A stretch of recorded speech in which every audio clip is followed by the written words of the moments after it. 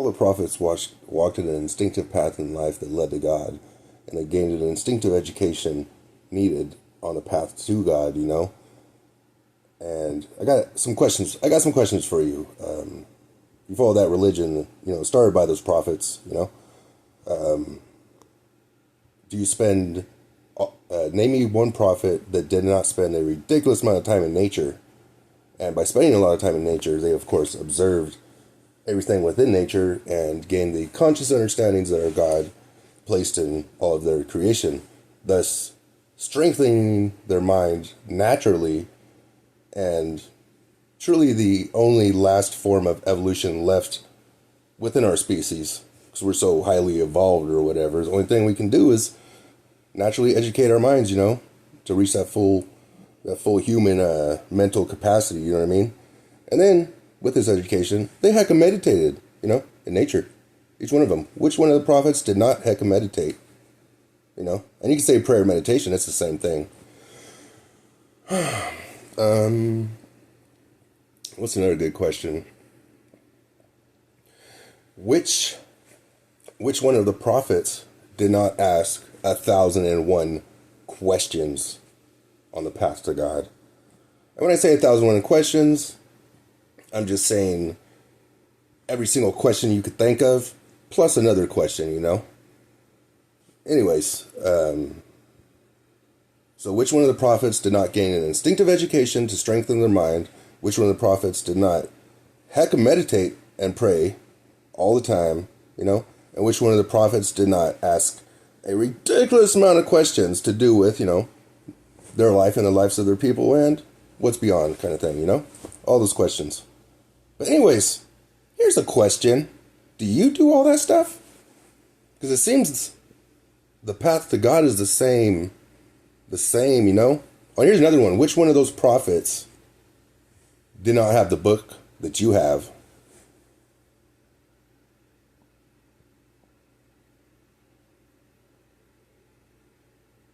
A lot of them? All of them? Most of them? How many of them were illiterate? How many of them were prophets before even the Torah existed, The Old Testament. Oh. So the path to God existed prior to the book. Okay. So the path to God existed prior to the books. And everyone's on the path to God, Everybody is. Even your enemies. So the thing is, why don't you follow the science of the path to God, Why don't you do it? Why aren't you doing it? Oh, you go in a building. How many of the prophets went into buildings to contact, Not saying nothing about going to church. I just say add to it, Add to what you're doing kind of thing. Like, go to the mountains also once a week, Or the desert, or just in your backyard or on your roof. It don't matter, Somewhere outside. If you're outside, you're in God's house. Even if you're on the road, just look up at the sky. Look at the trees, look at the grass, That stuff was made by God. Finding God's creation everywhere. Even in this room, there's air, In any case, follow the science of the path, whatever religion you are, because that really doesn't matter. Because another question is, your prophet, what was their religion? What do they call themselves? It really doesn't matter what you call yourself. If you're on the path of God, you're doing it right, that's all that matters. Call yourself what you want, it doesn't matter. Like me, I follow the science of the path just, for the mental benefits, Just like taking medicine, it's medicine. But I looked at it like I follow the science of the path, like like a shaman, because all paths are the same. But I focus on the shaman path, because it's like more of a native type of thing. With there's no books involved, and it's more of like a teachings thing, like passing on teachings or whatnot. And of course, I don't have anybody to teach me, so I just follow the science. No teacher for me. I just follow the science of the path. That's it. That's all that really matters, And then when I finished the path, now I'm on this path. I'm on a different path now, because now I know how to say God's name in prayer. So it's like I finished that path, and I'm on another path. Life is a path, and everybody gets to die. I look like this, like everybody's like, oh, I don't understand this, I don't understand that.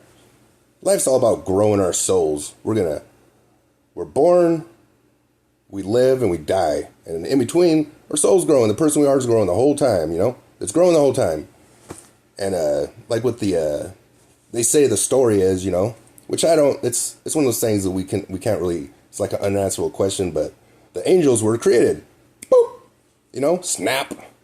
Bam, they're created, And us humans, we're grown. We're not created. Boop! Like that. I was born. And now I'm growing. I'm still growing, and then I'm going to grow more, and then I'll die, And that's how the human soul grows, you know what I mean? So it's different. It's just different.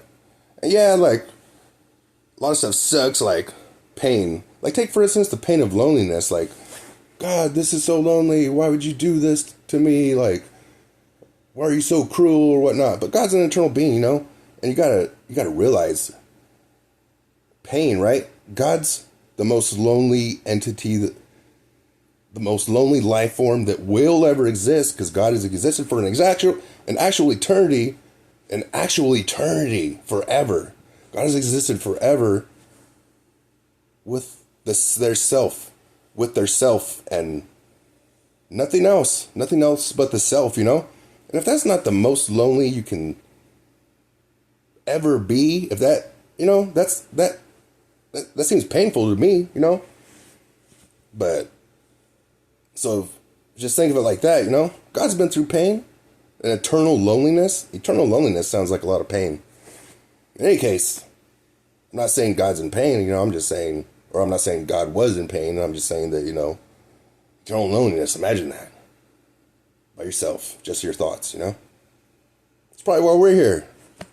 It's probably why God created other life, If anything, just to be like, sup, Imagine being alone forever in eternity. You'd create someone just to be like, what's up? And they tell you what's up, Just because. Lonely. Anyways, that's it.